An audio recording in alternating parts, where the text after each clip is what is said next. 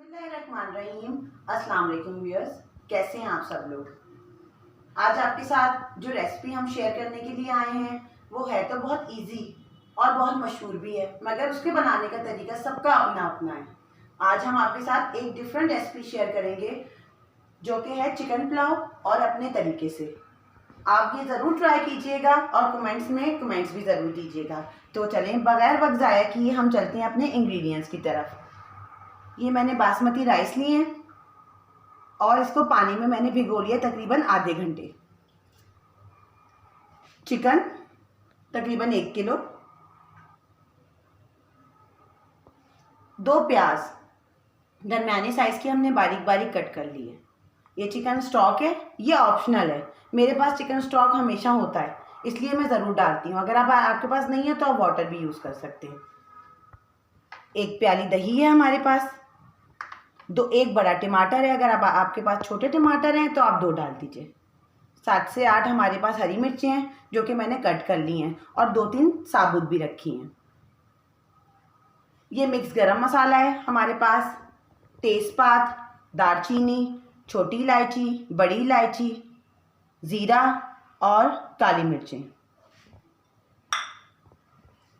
पिसी हुई लाल मिर्चें, कुटी हुई लाल मिर्चें, 1 चमचा अदरक लहसुन का पेस्ट, और घर का पिसा हुआ गरम मसाला, और तकरीबन 1 चमचा भरकर नमक के लिए और सब जितने भी मैं अपनी ये लाल मिर्चें और ये पिसी हुई लाल मिर्चें और गरम मसाला जो भी मैं इस्तेमाल करती हूँ वो मेरा ये स्पून होता है। मैं इस स्पून से अपना सारी क्वांटिटी करती हूँ। और व्यूअर्स, ये तकरीबन 1.5 गिलास राइस है, 1.5 गिलास राइस हैं जो कि मैंने आधे घंटे भिगोए हैं, और ये बासमती राइस है। इसके साथ हम आपको एक रायता भी बताएंगे जो कि इतना मज़े का होगा कि आपके पुलाव के मज़े को दुबाला कर देगा इंशाअल्लाह। जी व्यूअर्स, ये अब हम प्याज डाल देंगे इसके अंदर। हमारा गरम हो गया ऑयल, और उसको हल्का सा फ्राई करेंगे, बहुत रेड नहीं करना। साथ ही हम इसमें गरम मसाला डाल देंगे। गरम मसाला हम सारा का सारा जितना भी था साबुत इसलिए डाल देंगे क्योंकि इसकी खुशबू आ जाती है फिर फ़ौरन।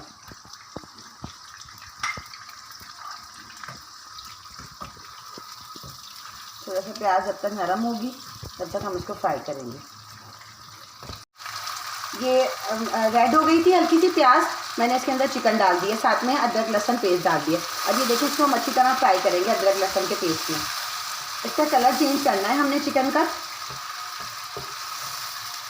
अच्छी तरह इसको फ्राई करनी है। गल तो बाद में भी जाएगी स्टॉक जब हम डालेंगे, इसका कलर चेंज करना है हमने। और गरम मसाले से इसका कलर बहुत अच्छा आ जाएगा और इसके अंदर खुशबू भी आएगी।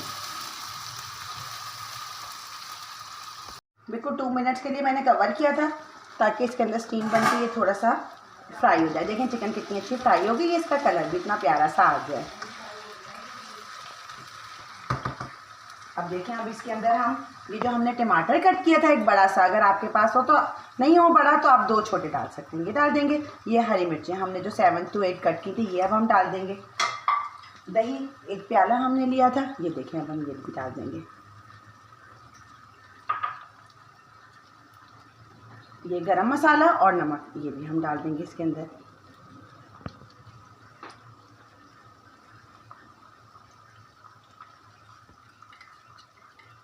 और ये गरम मसाला पिसा हुआ ये भी डाल देंगे।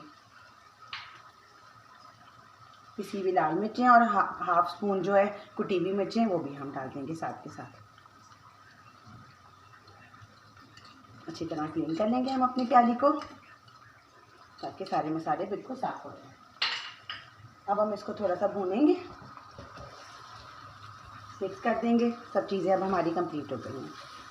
देखिए, दही से इसके अंदर बहुत अच्छा एक थोड़ा सा खट्टापन सा आ जाता है, और टमाटर से भी। अब ये देखें, अब इसके अंदर थोड़ा सा मैंने ये देखें स्टॉक जो है ये मैं थोड़ा सा डालूँगी, ताकि बस इतना सा डालूँगी, हाफ से भी हाफ कप, ताकि ये जो टमाटर हैं वो अच्छी तरह गल जाएँ, सब मसाले गल जाएँ। फिर हम इसको भूनेंगे और इसके अंदर यखनी डालेंगे।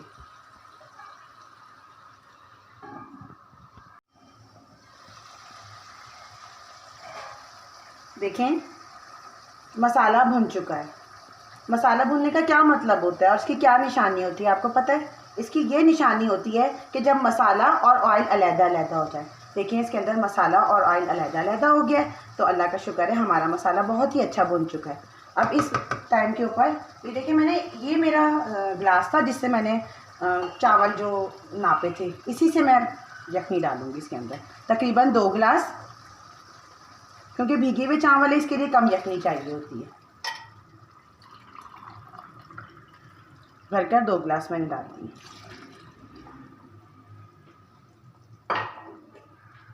अब इस वक्त आकर आप इसका नमक चेक करें कि चावलों के लिए कितना नमक चाहिए। अगर आपको कम लगे नमक तो आप इसके अंदर और नमक डाल दीजिए। अब आप इसको थोड़ी देर के लिए यखनी को और चिकन को और मसालों को थोड़ी देर के लिए पकने दें, ताकि इसका मसाले और ऑयल सब यकजा हो जाए। उसके बाद और थोड़ा सा टेस्ट चिकन का यखनी में आ जाए, उसके बाद हम राइस डालेंगे। 5 से 6 मिनट ये यखनी बॉईल हो गई है और देखें इसमें आपको खुद नज़र आ रहा होगा। इसके अंदर अब मैं ये राइस डालने लगी हूँ। बिस्मिल्लाहिर्रहमानिर्रहीम। ये मैंने राइस डाले, अच्छी तरह इसको मैंने हैंड से क्लीन किया।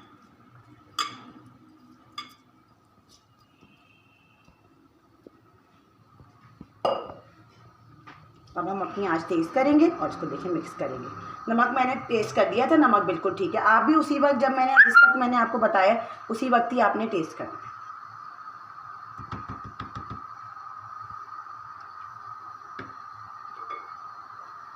अब हम इसके ऊपर कैप रखेंगे।